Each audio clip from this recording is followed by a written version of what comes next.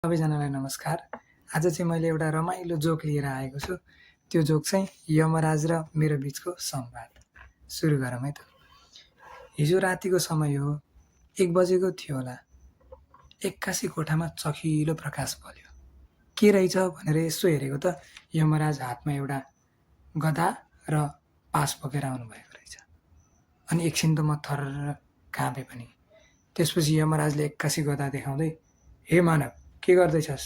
तेरो यो धरतीमा समय सक्यो, हिँड मसँग भनेर भन्नुभयो। त्यसपछि मैले यसो बिन्ती गरेर, होइन यमराज, म त बल्ल 22 वर्षको मात्रै पुग्दैछु, अनि न मैले बिहे गरेको छु, न कतै घुमेको छु, मलाई कहाँ लान खोज्नु भएको? केही समय त दिनुहोस् न भनेर भनेपछि यमराजले, कहाँ त्यस्तो हुन्छ, यमलोकको नियम एकदम कडा छ, हिँड भनेपछि हिँड।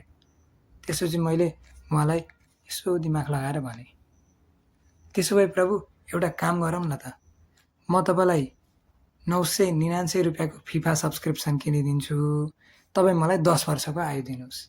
त्यसपछि त के, यमराज मक्खै, अहिले मै छेउमा बसेर फिफा वर्ल्ड कप हेर्नु हुँदैछ। अनि म चाहिँ तपाईँहरूलाई यो जोक राम्रो लाग्यो भने 1 सब्सक्राइब चाहिँ जसरी पनि गर्नु है भनेर भन्दैछु। सब्सक्राइब गर्नु होला है।